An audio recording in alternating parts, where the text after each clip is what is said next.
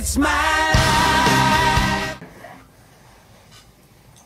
안녕하세요. 신창환 교수의 K-New 라이프 시작합니다. 이번 주는 지난주 수학에 이어서 또 다른 어려운 주제라고도 할 수 있는, 말만 들어도 약간 이게 그거는 되게 어려운 거 아니야 하는 물리학과 교수님, 우리 경북대학교 강경태 교수님을 모셨습니다. 안녕하세요, 교수님. 네, 안녕하세요. 네.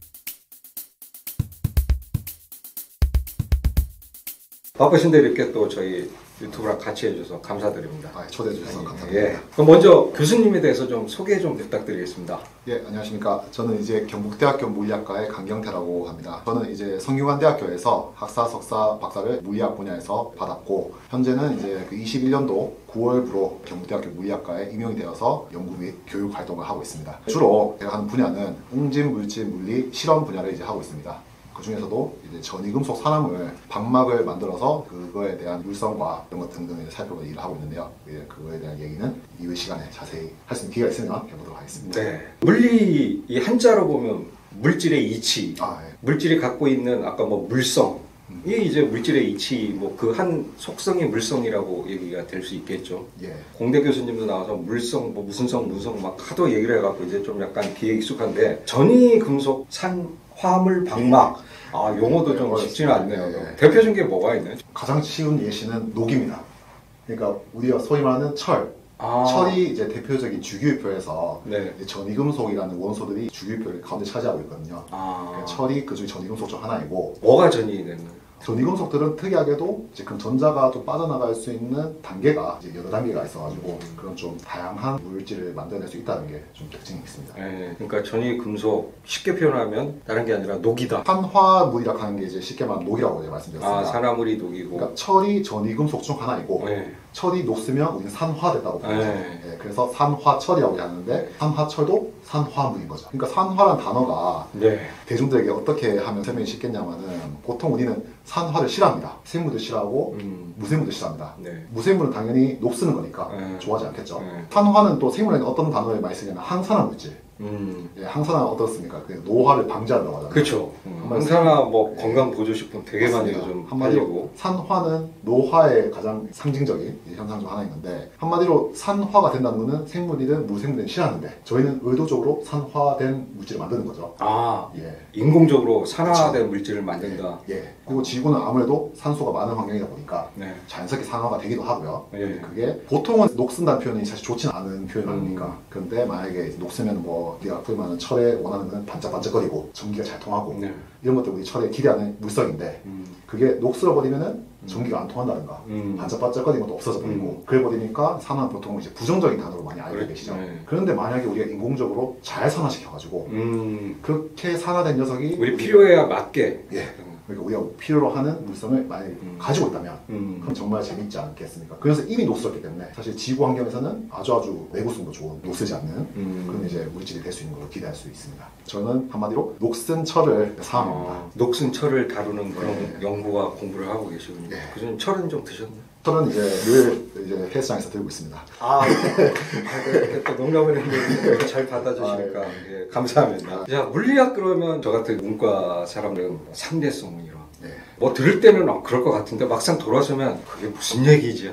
아니면 뭐 요즘 또 양자 컴퓨터 얘기도 많이 나오고 하면서 양자역학, 뭐 역학 이런 개념 위주로 물리학을 고등학교 때 잠깐 배웠던 기억이 나고, 또 그런 것들이 이제 물리학의 대부분이다라고 생각을 했는데, 하고 계시는 응집 물질 물리학, 이게 좀 전에 우리 방송 들어가기도 잠깐 얘기하셨지만 우리나라 학계의 40에서 50% 요 사이에 상당수의 교수님들이 이쪽 분야를 연구하고 계신다. 그 정도로 상당히 영역이 크고 여러 가지 응용 분야가 확대되고 있다, 이렇게 볼 수 있는 건데, 그 고체 물리학, 응집 물질 물리학, 전이금속 산화물 방막 다 연관이 있는 거겠죠. 그래서 그 하고 계신 고체 물리학, 응집 물질 물리학, 요거를 조금 더 본격적으로 좀 설명해 주시면 좋겠습니다. 일단 기본적으로 아까 말씀하셨던 상대성 이론이라든가 양자역학은 이제 20세기 초반에 많이 발달했던 그런 분야입니다. 그때 다뤘던 대상들은 보통 입자 하나라든가 두 개라든가, 입자라고 하면 전자가 될 수도 있고요. 네. 전자는 정말 점인데 정말 점이 아닌 그런 어떤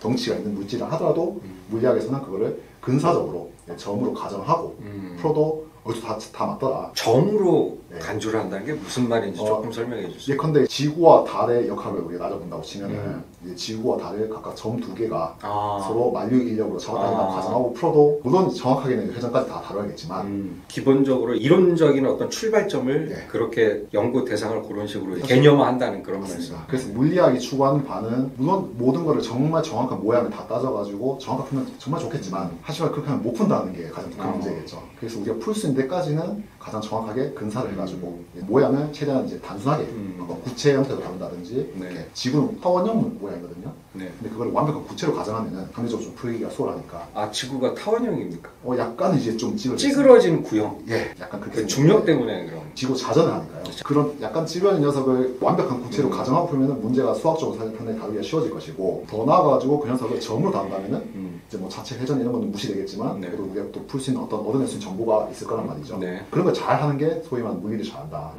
예, 그렇게 우리는 저는 생각합니다. 결국 물리란 거는 결국 점으로 다루는 대상들이 한두 개 뭐 녀석들이 어떻게 상호작용하느냐. 그거를 이제 두 점이 있다고 치면 그 두 점의 인터액션 상호작용을 역학이라고 힘의 관계 이렇게 표현하는. 역학이 다루는 대상 중 하나가 그런 상호작용이 되죠. 예. 역학이란 거는 결국엔 우리가 소위 말하는 계산해서 얘가 미래에 어디 위치나 어떤 운동을 할 것이다 예측할 수 있으면 역학이거든요.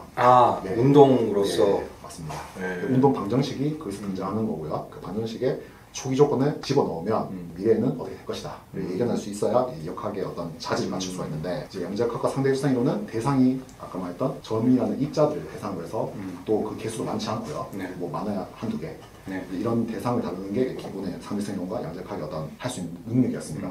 그런데 세상에 우리가 다루는 물질들은 사실 보면은 아시겠지만 거의 셀 수 없을 만큼 많은 원자들이 서로 결합해가지고 이제 만들어지거든요. 그렇다면 사실 우리가 실제 다루는 물질들, 우리 주변에 산재에 있는 물질들은 무수히 많은 원자들과 그럼 그 안에 존재하는 전자들이 존재해서 만들어지는 것들인데 왜 막상 물리학에서 하는 것들은 점 한두 개들의 상호작용만 다룬다면 사실은 물리학이 만물을 다룬다라고 하기엔 좀 부끄럽겠죠. 그래서 물리학이 점점 발전하다 보니까 정말 셋없이 많은 원자들 그리고 거기 구성되어 있는 전자들이 이제 어떻게 상호작용하고 더 나아가서 그 상호작용의 결과물로 결합도 일어나고 물질을 형성하고 형성을 하다 보니까 전자 한두 개로 설명할 수 없었던 새로운 물성이 발현되는 현상이 나오기 시작합니다. 그렇게 점점 발전해온 학문이 우리가 주변에 있는 물질들을 다루는 학문을 소위 말하는 아까 이제 말씀드렸던 이제 응집물질 물리학이라고 표현하고요. 이제 쉬운 표현으로는 고체 물리학이라고도 이제 표현합니다. 약간 화학하고도 좀 관련이 있을까요? 그럼? 예, 화학하고도 이제 많은 관련이 있죠. 그래서 사실 요즘에는 융합의 시대다 보니까 사실 화학자들이 다룬 대상하고 물리학자들이 다룬 대상이 많이 사실 섞여 있습니다. 저같이 이제 물질을 만드는 사람 입장에서는 또 많이 겹쳐져 있는데 제가 그나마 좀 약간 못하는 거는 소위 말하는 화학자분들이 잘 아시는 거는 약간 분자 물질, 더 나아가서 고분자 물질들. 분자라는 거는 원자들이 일정 이상의 개수가 모여가지고 하나의 분자를 이루고 그래서 어떤 기능을 하는 걸 살펴보는 걸 이제 분자를 다루는 이제 분야라고 할 수 있는데 저희는 그거보다는 결정이라는 물질을 다룹니다. 결정의 특징은 뭐냐면 어떤 최소한의 단위의 원자들 배열의 규칙이 있다면 그게 우리가 눈에 볼 수 있을 만큼의 크기를 이루는 물질이 될 만큼 무한 반복돼가지고 이제 그게 전체를 이루는 그러니까 하나의 원자 배열 규칙이 물질 전체를 구성하는 데까지 일정하게 유지되면 그게 결정이라고 표현합니다. 사실 정말 그렇게 이상적으로 하나의 규칙만으로 이제 전체까지 이루어진 경우는 뭐 이거를 한번 어떻게 생각해 보시면 되냐면 예컨대 작은 돌멩이들 이제 모래 조각들을 하나씩 바닥에 내려놓는다 쳤을 때 걔네들 일정 간격으로 이렇게 내려놓는다 치면은 근데 걔네들을 10에 한 24승계, 10에 25승계 뭐 이 정도까지는 계속 쌓아 올려야 우리 눈에 보일 만큼의 스케일이 되거든요. 그거를 아주 일정한 간격으로 10에 20 몇 승계까지를 배열하는 게 일정으로 돼 있다면 이건 사실 뭐 우주에 있을 수 없는 기적의 상황이죠. 이런 상황을 저희 좋아합니다. 그게 이제 결정, 물리학적 표현으로 이제 결정이라고 하는데 전자든 원자든 그게 일정한 규칙에 의해서 인간의 어떤 경험적인 감각으로 확인할 수 있는 상태 그게 이제 결정이다. 이게 물리학자들이 왜 좋아하냐면 아까 앞서 말씀드렸다시피 물리학자들은 단순화해가지고 뭔가 복잡한 것도 단순화시켜서 이해하는 어떤 전략을 좋아하는데 저희는 원자 한두 개, 몇 개의 규칙만 제가 잘 이해를 하면 전체를 이해할 수 있게 되는 셈이 아니겠습니까? 그렇죠. 패턴이 일정하게 무한 반복되는 거니까. 그 연구하신 고체 물리학에서 최근 우리 삶에 있어서 이런 것들이 바로 고체 물리학, 응집물질 물리학에서 연구돼서 활용되고 있는 것이다. 이런 것들을 좀 설명해 주신다면 어떤 게 있을까요? 아까 말했던 결정이라는 걸 저희가 이제 주로 대상으로 삼다고 말씀드렸죠. 근데 결정이 사실은 이제는 너무 기술 개발 잘 돼가지고 삼성전자라든가 전자공학을 다루는 기업에서는 그 결정을 아주 잘 만드는데 사실은 초점을 맞춰져 있습니다. 그 대량 생산하면서도 아까 말했던 무한 반복되는 패턴이 최대한 지켜주도록. 그래서 그 삼성전자 라니스가 잘하는 거는 뭐 그게 메모리가 될 수도 있고 CPU가 될 수도 있고 전자공학의 어떤 요소들이 이제 신소재공학 요소들이 또 전물리학에서 태동한 그런 분야라고 볼 수 있습니다. 그럼 반도체 이렇게 얇게 이렇게 여러 가지 층들이 쌓이는데 그런 물질들을 연구하고 이제 인위적으로 어떻게 하면 그걸 활용할 수 있는 그런 부분들을 이제 연구하시는 거고 그게 우리가 쓰고 있는 반도체라든가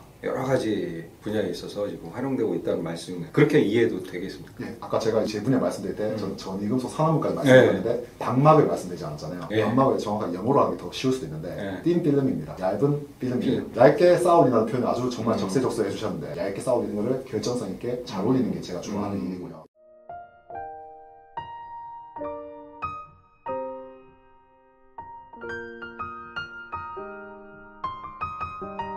It's my